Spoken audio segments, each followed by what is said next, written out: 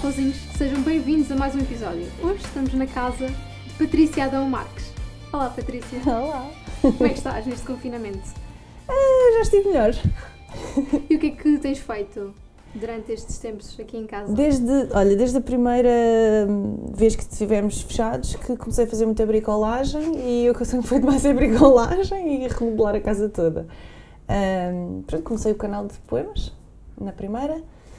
Que mais? Eu agora estou a trabalhar, que é uma coisa que não estava na primeira. Uhum. Agora, como é possível estarmos a ensaiar e as dobragens estão a funcionar, tenho feito isso. Boa. Na primeira foi mesmo total, foi mesmo... Só casa? Só casa. E por que razão é que começaste os poemas? O que é que a poesia te traz? A poesia é muito especial para mim, sempre foi. Eu já fiz alguns espetáculos de compilações de poemas que foram muito especiais para mim. Eu gosto muito de poesia. E no meio daquele marasmo de eu não ter nada para fazer, lembrei-me, vou ler uns poemas. Se calhar ponho a gravar, só naquela. E depois comecei, então deixa lá pôr isto como deve ser, fazer assim mais bonitinho, com alguma iluminação e pôr no canal. Por que não? Pôr no canal do YouTube. E que feedback é que queres trazer para ti com isso? Tens alguma coisa em especial? Eu não tinha nenhum objetivo específico. Tipo, não quero enriquecer à conta da poesia. À conta da poesia no YouTube. Mas se enriquecer, estou brincando. Mas, olha, quero mostrar poesia. Quero eu descobrir poesias novas, poemas novos.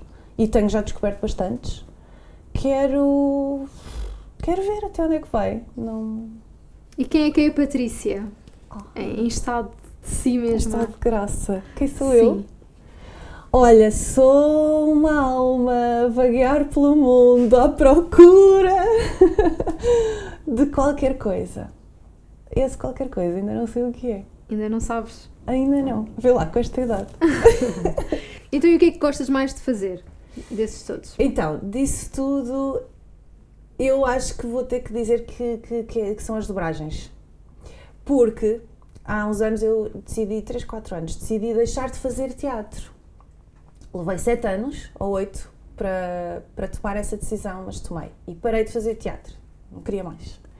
É verdade. Mas nunca parei de fazer dobragens. E sempre disse, eu não quero parar de fazer. Enquanto o universo quiser que eu faça dobragens, eu vou querer fazer dobragens. Para ter capaz de ser o que mais gostas. O que eu mais gosto. Eu apanhei-te nessa fase em que estavas ainda a decidir... Não quero... O último espetáculo foi contigo. Sim, o último sim. Que eu fiz. Não quero fazer teatro. Oh, Patrícia, não digas isso. Mas eu não vou fazer teatro. Qual era a razão mesmo de acabares por desistir de teatro? E para quem não sabe, foste para a TAP ser hospedeira de bordo. O que é que te levou mesmo... Não, chega. Qual foi o ponto exato para tomar essa decisão? Lá está, foram muitos anos até eu conseguir tomar a decisão. Foram muitas chapadas, muitos murros no estômago, porque como tu sabes, há muita coisa que é muito a nosso desfavor, do artista ou do trabalhador independente em geral em Portugal. Sim. Toda a questão dos recibos verdes, da forma como não há justiça nenhuma na forma como tu recebes, daquilo que tu recebes, metade não é teu. É um bocado absurdo. E depois o escalão da segurança social, que não tem a ver com o que tu ganhas, tem a ver com o que eles acham que tu tens que pagar independentemente do que tu ganhas. Não, sim, pronto. E vai mais para eles do que para nós. Fora os lobbies, a dificuldade que há de entrar em certos meios, não interessa se tens talento ou não, interessa quem é que tu conheces, como é que tu conheces... Não vamos entrar por aí, mas há assim uma data de condicionalismos e ao fim de muito tempo a querer fazer as coisas bem feitas, a querer fazer o que se gosta e a perceber que no fundo o que eu tinha era de fazer tudo o que aparecesse, porque tenho contas para pagar. Exatamente, sim. Não posso estar a escolher, prefiro mais esta peça ou aquela, ou vou fazer agora um filme, quem me dera. Sim. Então pensei, não, eu quero estabilidade emocional e financeira, não é? E acaba por... A instabilidade da vida artística afeta muito a estabilidade ou a instabilidade emocional. Exato, sim. Como Está óbvio, tudo ligado, não sim. é? Está tudo ligado. E eu estava a precisar de, não, pera, já não tenho 20 anos, há coisas que eu já não vou alcançar, porque se não alcancei até agora já não vou alcançar. Fiz pazes com isso, acabou. Uma coisa que eu queria só, não é corrigir, mas quando tu dizes que eu deixei o teatro e fui para a TAP, não foi bem assim. Sim, Porque não foi... tiveste um intervalo que tiveste não foi uma coisa dobragens pela outra, e... não troquei uma coisa sim, pela sim, outra. sim. Eu parei mesmo de fazer teatro, eu dei um salto para o escuro. E depois, por acaso, Surgiu. claro que eu tinha-me candidatado e tinha-me candidatado a milhares de coisas. Depois surgiu-me um e-mail e eu, bora lá. Se calhar vou. E comecei a fazer o recrutamento todo. E depois foi bastante, mas foi depois. Tanto que eu ali no intermédio estive a trabalhar numa empresa de tradução e legendagem, estava a fazer produção. E tu nessa altura, quando desististe do teatro, tu achaste que era permanente? Eu achei que queria fazer aquele vazio inicial, tipo, de nada de teatro, até chegar a um ponto em que eu sentisse que, ok, a partir de agora, e depois mesmo depois de surgir a TAP, aquilo era muito complicado de gerir horários. E então eu pensei, ok, quando isto tudo estabilizar e quando eu perceber que posso conjugar, posso escolher o que fazer. E então aí sim, ou um espetáculo de poesia que tu tens marcações, são, não é? Espetáculos pontuais, sim, que dá para conjugar, ou eventualmente uma peça normal, outra peça qualquer, mas que eu pudesse dizer, ok, isto é para fazer. E que já não tivesses dependente sim, que não tivesse que viver do teatro. Ao contrário de muitas pessoas, agora do nosso meio, tu no confinamento, o Covid, trouxe-te o teatro. Não há viagens, então, e não, o Covid faltaste trouxe a representar. Muitas coisas. Isto, a sério, a vida dá umas voltas. E então, eu perdi o meu emprego da TAP, fui das primeiras a ir para a rua. Fiquei assim, tipo, a zeros, não é? E eu, ok, bora lá ver o que é que surge daqui. Então começaram a surgir muitas coisas. Surgiu a poesia no canal e surgiram convites para fazer teatro. E surgiu também uma tentativa de trabalhar numa empresa, mas que eu não gostei muito. Não, isso não aconteceu. Mas surgiu o regresso ao teatro. Okay. Mas, ainda assim, escolhi. Porque houve um convite que eu, por exemplo, não aceitei e outro aceitei e pronto. Então acabaste também por fortalecer emocionalmente para poderes teres a capacidade de dizer que não. Talvez, sim. Que por muitas pessoas é difícil dizer que não é? Pois é. E voltando um bocadinho atrás, como é que começou esta vontade toda de ser atriz? Eu quero ser atriz, eu quero fazer teatro, eu quero fazer dobragens. Como é que surgiu isso? As dobragens eu não sabia que existiam. Eu comecei com 14, 15 anos a ver as novelas brasileiras, que era o que acho que toda a gente daquela altura fazia, via novelas à noite. Tipo, sim. Pronto. E eu via e pensava, eu gostava de fazer aquilo, eu era capaz de fazer aquilo. E então comecei a querer ir estudar, querer ir perceber, querer estudar. Perceber como é que se faz, como é que é, onde é que eu posso experimentar, onde é que eu posso fazer. E então com 15 anos entrei para o TIU e ainda fiz testes para a escola de Cascais. Entrei e tive 3 dias a chorar, porque eu não queria ir, eu queria ver se me escolhiam, se eu teria hipótese de ter algum jeito para me escolherem, sabes? Eu tinha... Sim. Era quase tu própria avaliaste as tuas capacidades. Sim. Se eles disserem que sim, eu consigo fazer. Se me aceitarem na escola, se calhar até tenho algum... Então, mas não era o objetivo, não era deixar a escola normal. Eu queria acabar a escolaridade normal. Mas depois, como escolheram... E agora? Mas disse que não e tal. E só fiz curso de atores quando estava a acabar o 3º ano da faculdade. O bacharelato, fiz um bacharelato em comunicação empresarial. Deixei aquilo terminado, mas aí fui e fiz o curso da ACT. E depois foste para... Fui da primeira turma da ACT. Foi mesmo quando surgiu. Da Patrícia Vasconcelos. Sim, da Elsa Valentim. Exatamente. E depois foste para Nova Iorque. Também fui para Nova Iorque fazer um curso de teatro. Achaste que cá em Portugal não era suficiente? Qual foi a tua motivação para ir para fora? Eu, na altura, eu queria fazer um curso de teatro musical. E andei com uma colega nossa que tu conheces, a Tatiana Pereira. Acho que conheces. Acho que não, Tatiana não. Se calhar não. Acho que não. Pronto. Fui com uma colega nossa a andar aí a pesquisar e não sei quem em Londres. Para irmos fazer uma coisa de teatro musical em Londres. E eu inscrevi-me para e responderam-me que eu tinha excesso de qualificações para aquele curso.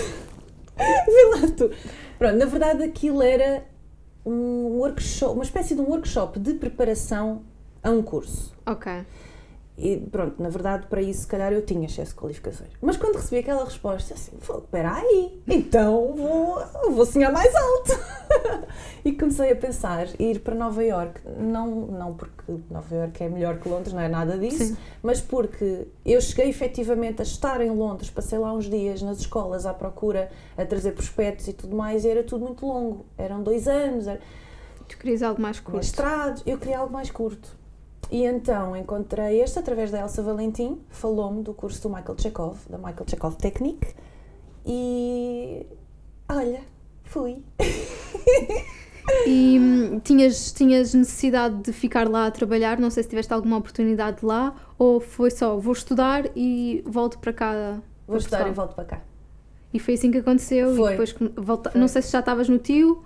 Estava, isto já foi. Foi assim no intervalo de Isto foi tempo. 10 anos depois, quase 10 anos depois de eu fazer a ACT. Ok. Não foi logo. Já tinha estado no TIO, já tinha deixado de estar, já tinha voltado, já tinha dado umas grandes voltas. E por falar no TIO, tu foste co-diretora executiva durante cerca de 10 anos. Que responsabilidades é que isso te dá e que prazeres é que isso te dá? Responsabilidade nenhuma. Não tinha responsabilidade. Não, eu acho que isso era um bocadinho um cargo só de nome, assim, ok, eu fazia parte, porque alguém tinha que fazer parte. Sim. Alguém tinha que preencher, não é? Na ata das reuniões anuais ou assim, um tem que ser o tesoureiro, um tem que ser o não sei quanto. E éramos 3 que fazíamos parte da direção, mas o Carlos toma basicamente quase todas as decisões, não é que ele não pergunte, mas pergunta a várias pessoas. Eu fazia parte, sim. Prazeres, dava-me o prazer de poder dizer que fazia parte da direção de uma companhia, pronto, basicamente. Depois tiveste também a oportunidade de fazer curtas-metragens, de realizar também e de fazer parte. O que é que querias com isso? Principalmente realizar, que gosto é que te dá, estás por trás das câmaras também? Olha, isso foi maravilhoso. Isso foi das melhores experiências que eu tive. Eu não fazia ideia. E venceu prémios? Sim, ganhámos um prémio no Festival da Vanca. Já a primeira curta mais arcaica que eu tinha feito quando saí da ACT, isto era 2004 para aí, com o André Nunes, que foi meu colega na ACT e meu amigo. Fizemos com um amigo dele, também nos ajudou, o Pedro Ramalho. Tem que se dizer os nomes das pessoas. Também ganhámos um prémio em Itália com essa curta, chamava-se Coquelux, a vingança das galinhas. E era uma história super parva. Foi muito fixe. Mas esta última fiz com o meu amigo também e colega, ele é cameraman, pronto, ele conhece essa parte toda técnica e eu fiz outras coisas. Fizemos basicamente tudo juntos. Reperagem, escolher roupas, escolher atores, tudo. E isso deu-te várias alegrias. E fiz também a adaptação de uma peça, que foi a história que nós fizemos em filme. A peça era a Ágata, da Marguerite Duras, que nós chamámos A Adorável Dor de Nunca Te Ter, que está no YouTube. Está no canal também, a curta. Agora, depois andámos com ela um ano em festivais e tudo mais, portanto ganhámos aquele prémio no Festival da Vanca. Mas foi surpreendente eu perceber que eu gostei muito mais de estar atrás das câmaras do que à frente. naquela experiência.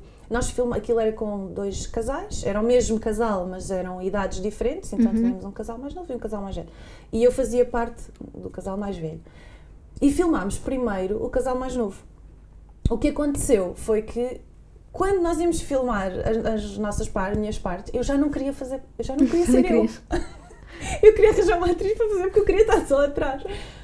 Muito giro, mas depois não arranjámos ninguém e eu fiz. Mas fiz contrariada. E descobri o prazer e o gosto pela edição também nessa altura. Da edição de vídeo e essas coisas todas. Sim. E depois, em televisão, também fizeste alguns trabalhos pontuais. Seria um gosto para ti, ou ainda é um sonho a alcançar, fazeres algum trabalho mesmo que te dê mais visibilidade em televisão? Ou achas que, eu acho que já não o queres ou nunca o desejaste? O meu sonho, e eu hoje acho que já não tenho vergonha de dizer qual foi sempre o meu sonho. O meu sonho enquanto atriz, na verdade, é uma coisa muito simples. Era fazer séries, era entrar em séries. Nem é tanta coisa da novela, mas é mais aquele tipo de séries americanas que nós vemos, ou espanholas, também há tantas, Sim. ou francesas, ou whatever. E eu acho que durante muito tempo tive vergonha de assumir que o meu sonho era esse, era entrar nas séries que eu gostava de ver. Mas agora não tenho vergonha, porque eu acho que isso nunca vai acontecer, já passou o meu tempo, eu já deixei de ser atriz, pelo menos nessa parte de aparecer, não é? Porque eu as dobragens quero sempre manter. Mas esse era o sonho, sim. E voltando às dobragens, para quem não conhece, queres falar um bocadinho do percurso, do método que utilizas? Dar assim uns nuances para as pessoas que nunca fizeram dobragens perceberem o trabalho todo que está por trás do que vem, né? Das animações, dos bonecos, de tudo. Para mim a dobragem é uma coisa que é até simples de se fazer. No fundo, se calhar não é tão simples assim. É preciso técnica, não é? Mas quando comecei também não a dominava, portanto aquilo também é aos poucos. Sim, o meu primeiro trabalho foste tu que me disseste, olha, vem cá que não posso. Verdade. E eu pensei assim, isto é tão difícil, isto não vou ser capaz. Foi lá na Sintagma. Foi. Eu pensei, não quero mais. Mas depois agora realmente também é um objetivo que acho que é muito fixe. Mas continua. É muito giro. Eu adoro fazer aquilo. E agora, assim, as partes que eu gosto mais de fazer, eu fiz a voz da Violeta, não sei se sabias, a série. Sim. E tinha muito as cenas que nós chamamos de molho, que é aquelas cenas muito românticas, em que eles estão a sofrer muito um com o outro e a falar assim, muito românticos, ou que dão abracinhos. Era o que mais gostava de fazer, era o sofrimento. Ai, devo estar a bater no microfone. Mas os sofrimentos delas é o que eu mais gosto.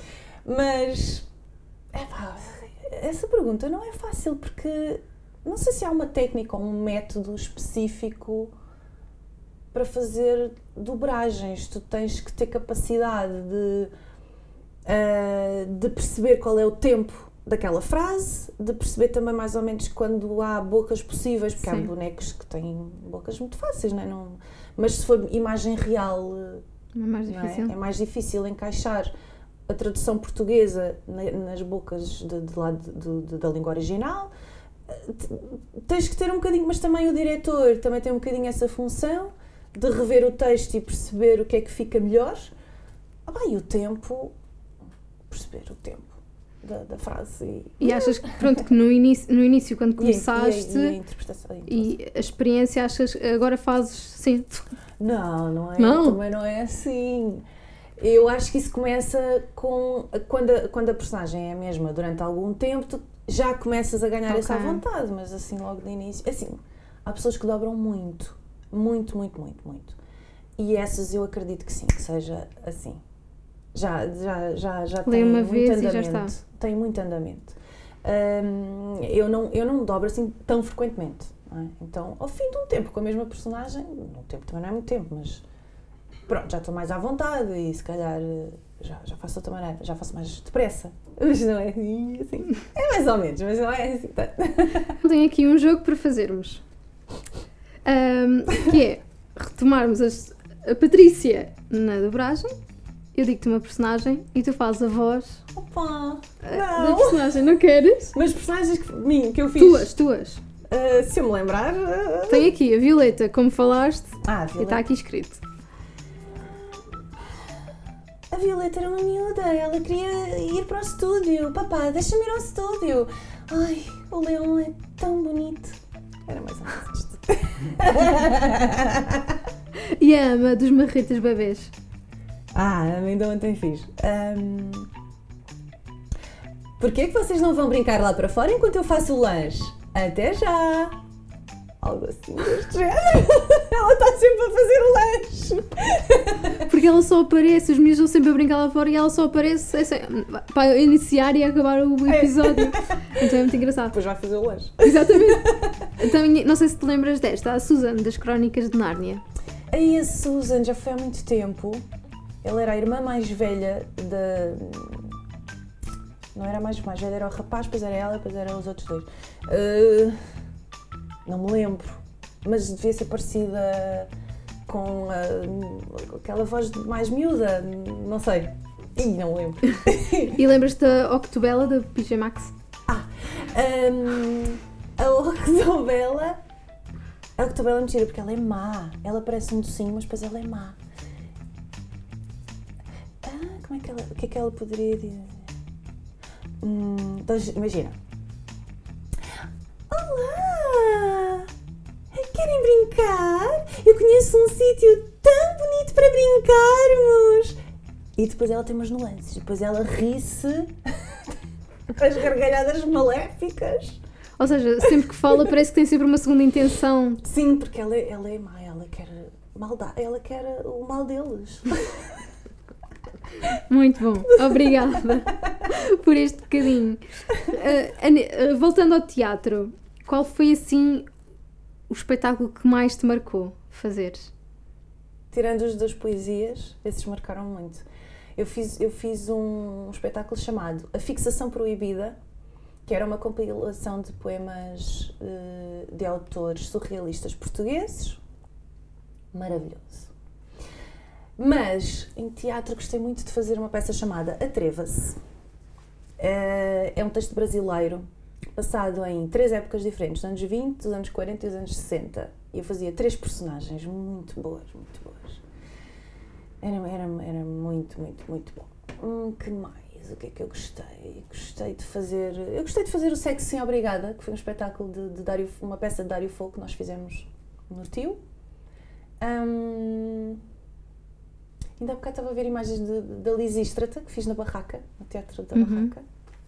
E gostei muito das infantis que fiz na Companhia de Chapitão. Fiz uma peça chamada A Aldeia das 4 Casas e a outra chamava-se Agora Eu Era. E o Agora Eu Era foi, à semelhança da outra, e de todas as que eles fazem lá, foi construída com improvisações, a partir de improvisações. E não havia um texto. Mas depois, no fim, não havia texto à mesma, porque era uma peça para crianças, pequenas, muito pequenas, mas tudo com referências e com a fisicalidade. Nós não tínhamos palavras, sabes? Era tão engraçado, era tão interessante. Por causa disso, nós tínhamos... Tinham que estar sempre conectados uns com os outros. Sim, mas as personagens não falavam com palavras, mas diziam assim coisas parecidas com palavras às vezes e de resto era ação, ação, ação, ação. Era tão gira, tão gira. Vou-te revelar uma coisa. Estás pronta? Tu viste essa peça? Não, eu vi o Sexo Sim, Obrigada. Foi o primeiro trabalho que eu vi teu e que te conheci desde aí. Foi a minha prenda dos meus 18 anos. Porque os meus papás acharam, não, já faz 18 anos, já podem ver. Uma peça que fala sobre si. Exatamente. E foi assim o primeiro contacto que eu tive com o Teatro Empreendedoras e contigo. Lembro-me de ti e da Rita, que depois fiz um workshop com a Rita e foi realmente... Marcou-me muito. Eu tenho lá em casa o panfleto do teatro, do bilhete, que eu gosto dessas coisas e estás lá tu, assim, nos andaimes. Lembro-me realmente... O cenário era tão giro. O andaime continua lá, para todo o sempre. Sempre o mesmo. Opa, mas aquilo era tão Então, giro. mas foi muito engraçado. Agora, um espetáculo que fizeste por obrigação. Ai, mulher, por obrigação. Não vais gostar nada da resposta. Academia de Polícias. Que nós gostávamos tanto, mas tu não gostavas. Eu não gostava nada, mas não era da envolvência. Da envolvência eu gostava de estar ali com vocês a brincar, não é? Porque no fundo é uma brincadeira, mas eu odiava a peça. Não era a peça que eu odiava, também não era a peça. Era o meu papel, eu odiava aquilo, eu odiava o que eu estava a fazer. Eu nunca conseguia encontrar uma personagem ali que me desse prazer fazer. Não teve a ver com o espetáculo, nem com o texto, nem com nada, o resto. Era a minha personagem, eu odiava. Mas tens noção que marcaste... Gerações, estou a brincar. Gerações não, mas pelo menos que eu veja para aí 2 ou 3 pessoas que foi o primeiro espetáculo profissionalmente. O meu foi, o da Mariana foi também. Foi o primeiro espetáculo que tu agora chegas-me aqui e dizes eu não gostei. Eu odiava a minha personagem, eu odiava aparecer a fazer aquilo. O que é que és que eu Ainda digo? vi no outro dia, outra vez. E o momento mais hilariante que passaste em cena? Ei. Não sei, o mais hilariante. Sei que me lembrei agora de repente e tenho que partilhar.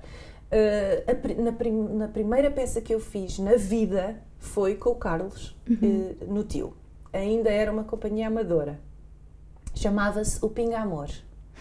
E ele, a minha personagem, fazia-se ele, tipo, ensinava-se. Era uma francesa que fazia-se a personagem dele, pronto, tentava engatá-lo, whatever. E então há uma cena, porque aquilo também se passa nos anos 40, ou não sei o que, era tudo muito púdico, então há uma cena em que eles estão os dois sentados num sofá e ela diz, dá-me um beijinho, não sei o que, ao de leve, no pó de arroz.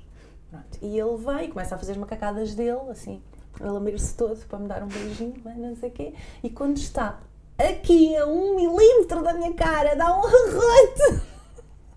Em cena. E as pessoas riem muito. E eu também ri muito, eu tinha 17 anos. Também ri muito. Mas acabaste por ficar envergonhada ou... Claro! Passou. Como eu não fiquei super envergonhada. E agora que estás aqui, voltaste a representar, estás a fazer o H2M1 Parte 4. Como é que te sentes? Não sei se podes falar um bocadinho da tua personagem. Quem já viu os outros acaba por ser um pouco a ligação, não é? Porque aquilo acaba por sempre ter a ligação. Sim, tem sempre uma continuaçãozinha. Eu acho que posso dizer que esta parte 4 se passa no futuro. Eles são mais velhos. E a diferença, eu tenho 2 personagens. A grande diferença, já no 3 era diferente, mas eu não entrei no 3. Mas nas outras, a parte feminina, quando aparecia a atriz, parava tudo. Congelava. Eles congelavam, entrava a mulher, fazia a cena dela e saía. E desta vez há a contracena. Já havia no 3. No 3, sim. Já não entrei no 3. Portanto, para mim a diferença é essa, é que há muita contracena. Eu estou lá há muito tempo em contacto com eles, a contracenar realmente com eles. Isso é muito mais giro. E daqui para a frente, quais são os 3 objetivos a curto prazo que queiras realizar? De vida, de tudo. De tudo. Voltar a estudar, uma coisa que eu não te posso ainda Segredo. dizer qual é. Estávamos a falar disto há pouco, para quem acha este momento um bocadinho estranho, mas ela disse, não posso dizer, é segredo. Ainda é segredo, mas estou a pensar, assim, voltar a estudar, mas do início, fazer um curso diferente daquele que fiz.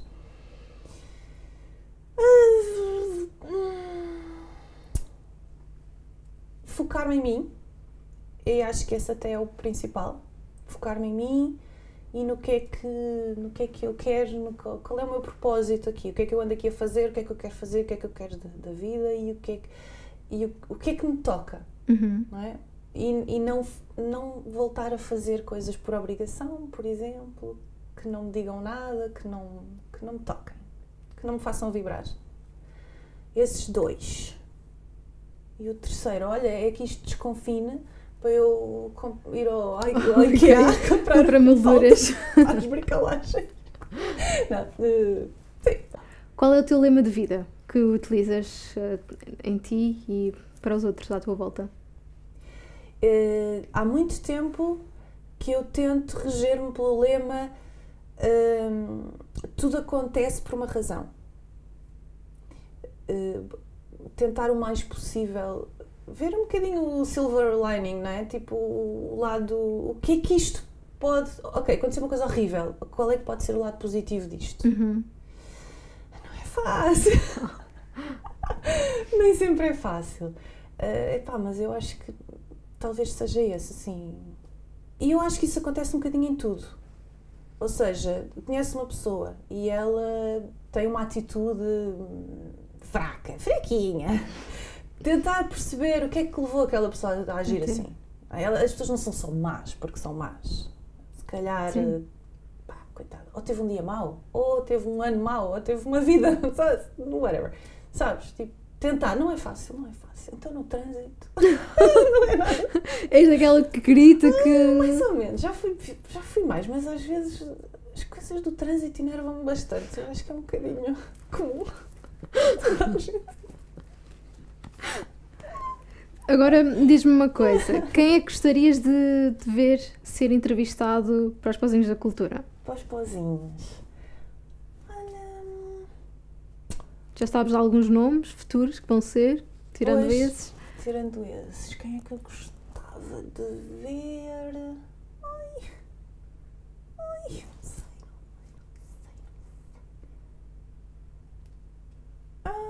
A Joana Duarte Silva. Sabes quem é a Joana Duarte Silva? Não. Ela Acho já que não. foi atriz. E depois foi para a Emirates. E depois foi minha colega na TAP. E é um ser muito bonito, de luz. É um ser de luz. Que conselhos darias à Patrícia no início de tudo, quando queria ser atriz? Mais novinha, com os seus 14, 15 anos. Não leves tudo tão a sério. Era o que eu lhe diria. Ou seja, relaxa. Relaxa mais nos teus objetivos. Por um lado, por outro, foca-te numa coisa só. Pois. Achas que te perdeste por... Acho que divaguei muito. Dispersei muito. Sim. Obrigada, Patrícia. Obrigada.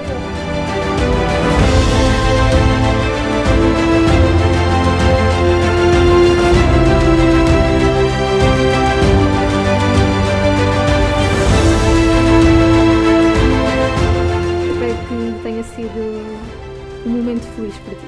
Foi, sim senhora, foi muito feliz e eu também te queria agradecer por teres lembrado de mim, por teres escrito que eu falasse de mim no teu canal, porque isso mostra que tu achas ou que tu pensas que eu posso ter alguma coisa interessante para dizer e portanto isso toca-me. Muito obrigada. Nada, obrigada eu. E a Kikinha.